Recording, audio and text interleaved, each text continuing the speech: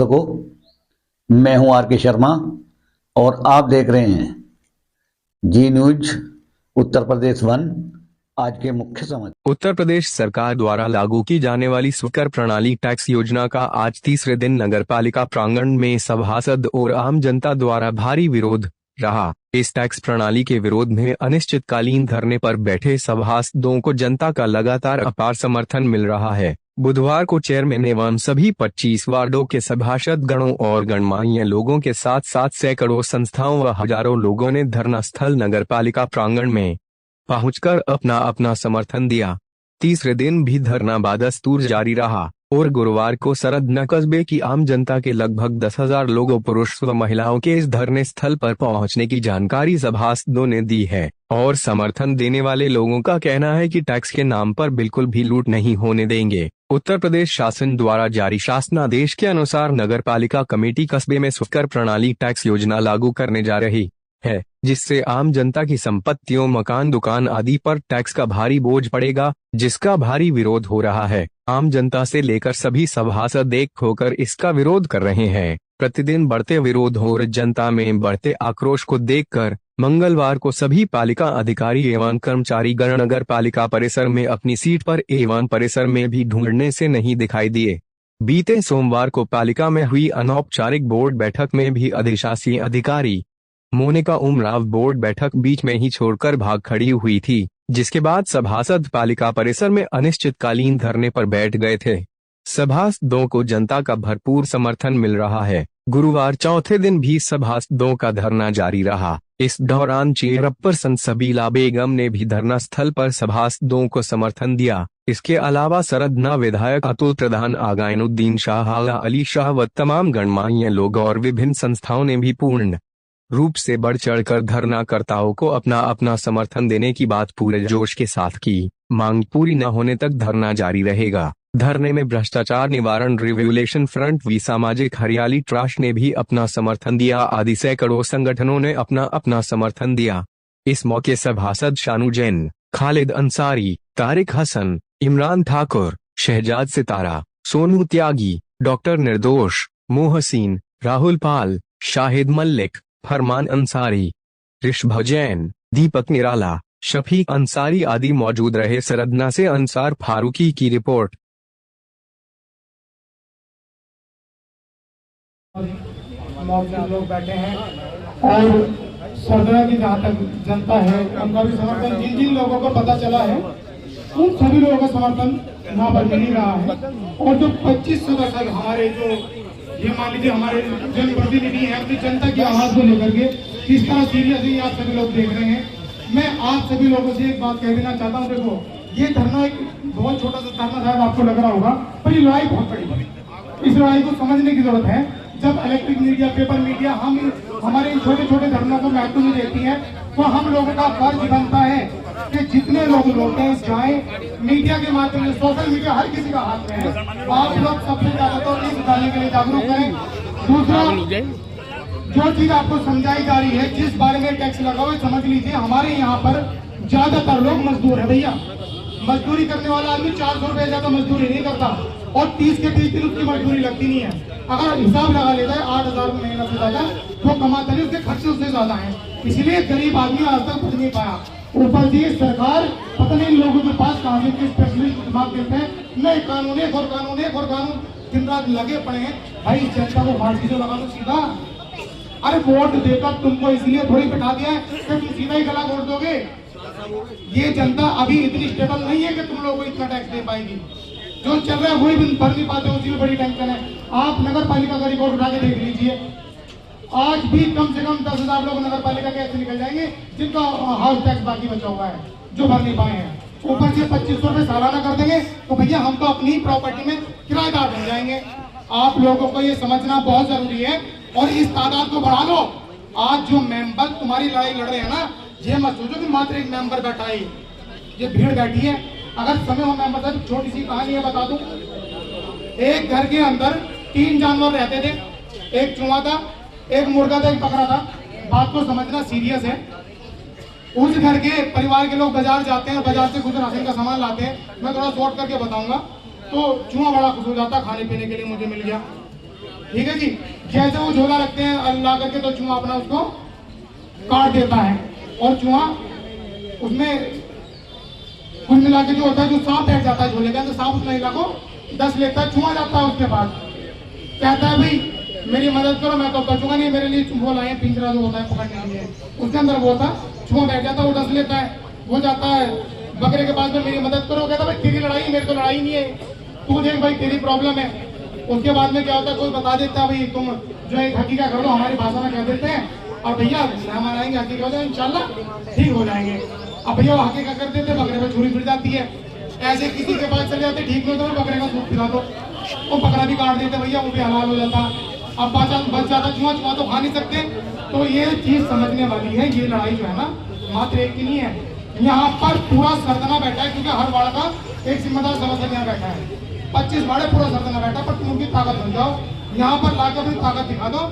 और मैं सरकार से ये मांग करता हूँ कि इतनी तानाशाही ना दिखाएं, यहाँ पे बहुत मुआजिज जिम्मेदार लोग, ये सब लोग अपने हक की आवाज आपके पास उठाना है, आप लोग इनकी बात सुनो। आप जनता की नौकरी करते हैं, जनता आपके नहीं पास, जनता की बात करें। मैं अपनी बात को विराम देते हुए सब लोगों को अस्सलाम वालेकुम आदाब करता हूं। तो ये बात है दोस्तों,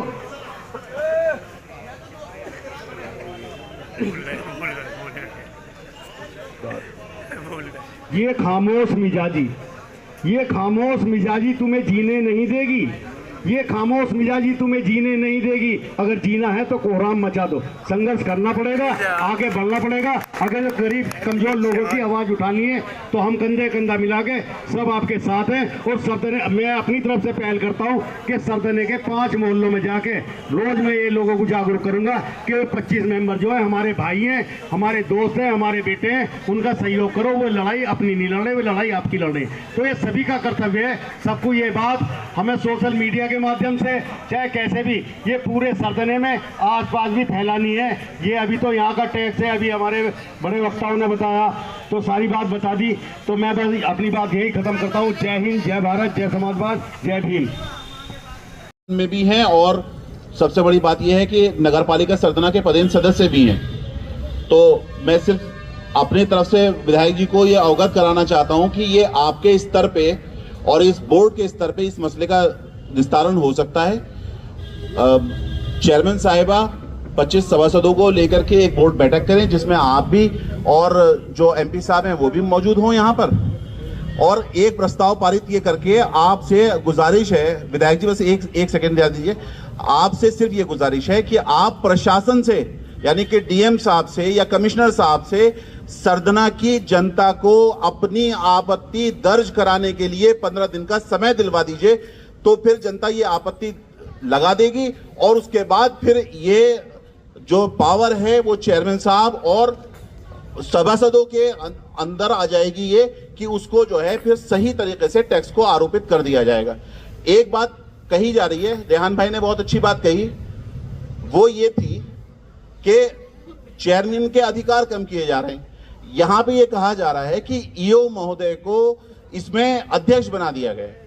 ईओ महोदय को अध्यक्ष बनाया गया है स्वकर प्रणाली लागू करने के लिए, लेकिन टैक्स का निर्धारण ये बोर्ड ही करेगा, उसकी पावर बोर्ड की है, क्योंकि ये संवैधानिक पद है। इससे कोई भी संवैधानिक पद की जो पावर्स हैं वो नहीं ले सकता कोई। तो माननीय विधायक जी से यही गुजारिश है कि ये एक बार जनता की आपत्ति को दर्ज कराने के लिए 15 दिन का समय और दिलवा दें। धन्यवाद। मैं जितने हमारे यहाँ पर पार्षद भी लोग इकट्ठा होकर ये स्वकर प्रणाली के लिए, जिससे पूरे के पूरे नगर वासियों पे भार पड़ने वाला है, आपके हितों के लिए ये जो पिछले कई दिन से यहाँ पर धरने पे बैठे हैं, मैं इनको साधुवाद और बधाई देता हूँ और इनको धन्यवाद भी देना चाहता हूँ कि इस पूरी व्यवस्था के खिलाफ आपने हिम्मत जुटा के ये धरना रखा और कम से कम पूरे शहर के लोगों को इससे अवगत कराया कि भाई इससे नुकसान क्या है और फायदा क्या है। अगर कई लोगों को यही ना पता चले कि भाई हमारे ऊपर जो नियम बनाए जा रहे हैं उससे हमारा नफा होगा या नुकसान होगा, तो आप बताओ तो लागू हो जाएंगे। लेकिन इन्होंने जो अभी हमारे असद भाई बोल रहे थे बोर्ड में, मैं जब यहाँ पे बैठा था पिछली बोर्ड की मीटिंग में चेयरमैन साहब, तो सारे पार्षद जी लोगों ने और चेयरमैन साहब ने सबने इकट्ठे होकर इसका विरोध किया और यह कहा था बोर्ड के अंदर कि भाई हम इसको लागू नहीं कराना चाहते, ना हम इसको लागू होने देंगे। तो उसके बाद में ईओ की तरफ से ये कहा गया था, आपको अगर ध्यान हो, मुझे जितना ध्यान है, ये कहा गया कि ये सरकार की तरफ से गजट पास हो गया और गजटियर में ये चीज जारी कर दी गई कि आपको इस व्यवस्था को लागू करना है। चेयरमैन साहब, आप तो समझते होंगे, जो हमारे पुराने वर्तमान कई बार के हैं, देखिए सरकार अगर किसी चीज को विधानसभा से लागू करके और कैबिनेट में लाकर और सदन से उसको पास करके भेज दे तो उसको हटाने का अधिकार सरकार का ही होता है। यहां आप इसमें सिर्फ ये चीज कर सकते हैं कि ये लागू ही ना हो। यहां पर मैंने जो वहां पर देखा, नगर निगम में दूसरी नगर पालिकाओं से बात की तो उन्होंने ये कहा कि सरकार ने तो नियम बना के भेज दिया, अब इसको आप कितने समय तक रोक सकते हो। ये यहाँ की खुद की जो ऑटोनोमस बॉडी है, चाहे वो नगर पालिका है, नगर पंचायत है, चाहे वो नगर निगम है, ये अगर इसको लागू करना चाहती है लागू कर ले और लागू नहीं करना चाहती तो ना करें। उदाहरण, मेरठ में नगर निगम इस समय बड़ा नगर निगम है, 90 पार्षद बनते हैं, लगभग आबादी तो इस समय वहां जो है लगभग 30 लाख की आबादी का शहर मेरठ है।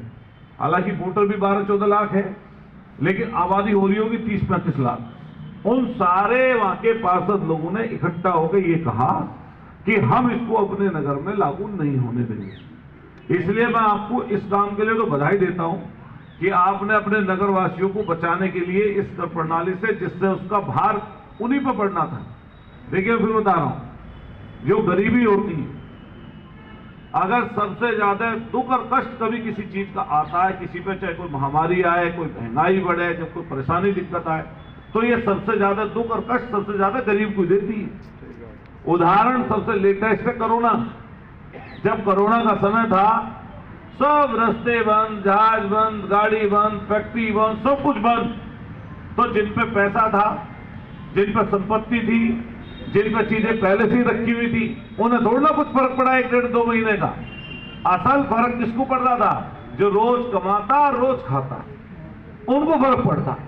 यहां मैं देखता हूं पूरे सर्जने में लगभग 70 से 80% लोग ऐसे हैं जो कामगार हैं, छोटे छोटे, या तो उनके छोटे छोटे व्यवसाय हैं, किसी ने दुकान कर रखी, किसी ने पिंचर की कर रखी, किसी ने पकौड़ी की, किसी ने फल का ठेला लगा रखा, किसी ने छोटी मोटी और दुकान कर रखी है। और इन सबसे ज्यादा जो हमारे बुनकर भाई हैं, जो उनकी मशीनें हैं चलती हैं, खटखट की आवाज आती रहती है, तो समझ लो रोटी का काम चल रहा है। समझ लो 1-2 दिन बंद रहेगी, कोई बीमार पड़ गया, किस तरह मौत हो गई, हारी बीमारी आ गई, कि रिश्तेदारी में जाना पड़ गया, तो उसी में ही दिक्कत का सामना करना पड़ता है। बात सही है गलत आप बताओ, सब लोग यहाँ बैठे।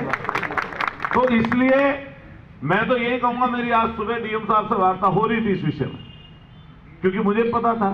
कल मेरी इनसे आफ्ताब से बात हुई, सावेद भाई से सबसे बात हुई, तो कल ये कहते कि आप कल को आ जाओ। एक बार तो ये प्लान था आपका कि वो शहर में घूमेंगे, ये बताया था कि रोड शो मतलब करेंगे सारे शहर में, इसको लोगों को कम से कम जानकारी दे दें कि पूरे शहर में घूम के फिर जो आपका मन में बात आई होगी, क्योंकि विधानसभा हमारी चल रही है और विधानसभा चल रही है, तो इस विषय में मैंने अभी सफाई कर्मचारियों का विषय तो उठाया था, गन्ने का विषय उठाया। तो अभी नगर विकास में जो बजट आया नगर विकास का, तो नगर विकास में नगर पंचायत हो, नगर पालिका हो, नगर निगम हो, ये सब नगर विकास में आती है। तो मेरे मन में ये भाव था कि जो बजट में कटौती वाला विषय रहता बजट है, उसके बजट के सापेक्ष हमें अपनी बात रखने का मौका मिलेगा। तो मैं उसी में ही इस व्यवस्था को और खासतौर से सदन की व्यवस्था को जरूर उसमें रखूंगा। हालांकि जब हम लोग सदन में अभी बोले थे, तो ये पिछले 8 साल से कह रहे हैं कि फायर स्टेशन होना चाहिए और एक तहसील के अंदर एक फायर स्टेशन जरूर होना चाहिए। आज तक जितनी आग लगी है हमारे यहाँ, जब से मेरी याद है, जब सारा जल गया, खत्म हो गया, तभी पूरी यहाँ पर गाड़ी पहुंची होगी, उससे पहले गाड़ी पहुंचती नहीं। तो हमने यही कहा कि भाई फायर स्टेशन है, जैसे यहाँ पे बस अड्डा है, जमीन तो रख ली लेकिन नहीं हो पा रही उसकी व्यवस्था, नहीं कर पाए, पूरा रास्ता जाम पड़ा रहता है। हमने तो कई बार इसलिए भी कहा, जाम के लिए मैंने डीएमएसपी कमिश्नर से कई बार हम लोग बात करते रहे कि ये पूरा रास्ता लेके नहर से और आगे बुनी चौराहे तक ही मान लो, टोल बचाने के चक्कर में ना जाने कितने लोगों की मौतें हो गई। और शहर में को निकल के चलो आप, आधा घंटा आपको नहर से और कई बार तो 1 घंटा लग जाएगा पार करने में। क्या हो रही है व्यवस्था? नहीं हो रही। बड़ा भयंकर है स्थिति उसकी। तो मैं आप सब लोगों से एक बात कहूंगा कि आपने कम से कम ये हिम्मत दिखाई और ये हौसला दिखाया कि आज यहाँ पर जम के आप बैठे। और ये मत मानना कितनी सफलता मिलेगी कितनी असफलता होगी। जब आदमी किसी काम पे निकलता है तो सफलता भी हाथ लगती है, असफलता भी हाथ लगती है। जो लोग प्रयास करते हैं वो सफल होते हैं, जो प्रयास नहीं करते वो असफल रहते हैं। जो प्रयास नहीं करते, मान लिया किसी युद्ध में कूदो ही नहीं तो जीत और हार तो बात की बात है। कम से कम आपने संघर्ष की शुरुआत तो की। रही बात ईओ की, ईओ के दिमाग में कोई गलतफहमी होगी तो अपने निकाल लेगी। भाई ये तो अधिकारी हो ना। तो जो संवैधानिक संस्था है, जो पूरी एक ऑटोनोमस बॉडी है, जो एक उसका चेयरमैन है, उसके बाकी अंग के रूप में जीते हुए जो पब्लिक के जो द्वारा चुने गए पार्षद हैं, मेंबर हैं, वो ज्यादा महत्व रखते हैं। हमारे लोकतंत्र में, यहाँ संविधान में ये इंगित है कि जो चुन का आएगा जनता के द्वारा वो बड़ा होगा, और जिसको आप अपॉइंट करते हैं, चाहे वो नौकरी पे हो चाहे किसी और तरीके से हो, वो छोटा होगा। चुनावा व्यक्ति जो होता है लोकतंत्र में बड़ा होता है, क्योंकि जनता उसको चुनती है, जनता की नुमाइंदगी करते हैं। हालांकि आजकल दूसरा चल गया समय, ऐसा भी समय है कि जो लोग चुन के आते हैं उनको वो समझते हैं दोयम दर्जे के, इनकी बात ना सुनी जाए, इनकी बात ना मानी जाए। मैं कई बार नजदीक से देखता हूं, कई जगह हम लोग बोलते भी ये बात कि जो जनता से चुन के आता है उसकी जिम्मेदारी जनता के प्रति होती है। भाई ईओ को तो वोट लेनी नहीं दी, या और इंस्पेक्टर को वोट लेनी नहीं, या किसी और को तो जाना नहीं पब्लिक के बीच में। पब्लिक के बीच में तो उसको जाना पड़ेगा जिसको पब्लिक ने चुन के भेजा है। तो सवाल जवाब करते हैं, कई बार सवाल जवाब तीखे भी होते हैं। जो लोग जिंदाबाद बोलते हैं कई बार वो मुर्दाबाद भी बोल देते हैं, और कई बार जो मुर्दाबाद बोलते रहते हैं वही जिंदाबाद भी बोल देते हैं। तो ये तो व्यवस्था है ना लोकतंत्र में। ये फिर मैं कह रहा हूं, हमारे पत्रकार साथी यहाँ पे हैं, ये पूरी की पूरी जो सरकार का जो तंत्र इस समय चल रहा है, सरकारी जो तंत्र है, इस सरकारी तंत्र में अफसरशाही हावी है। और जब जब अफसरशाही हावी होगी, अफसरशाही हावी होते ही समझिए जनता के अधिकारों में कटौती होती है। उसका कारण समझिए, उसका कारण क्या है। मैं इसलिए बोलने के लिए खड़ा हुआ हूं, किसी को अगर नाटकपा के लगे तो बता देना, लेकिन वही चीज बोल रहा हूं जिसको मैं देख रहा हूं, समझ रहा हूं, अपने प्रैक्टिकल जीवन में देख रहा हूं। हम लोग जब सदन में खड़े होते हैं, यहां से जाते हैं, तो हमें वहां पे पब्लिक ने चुन के भेजा है। मैं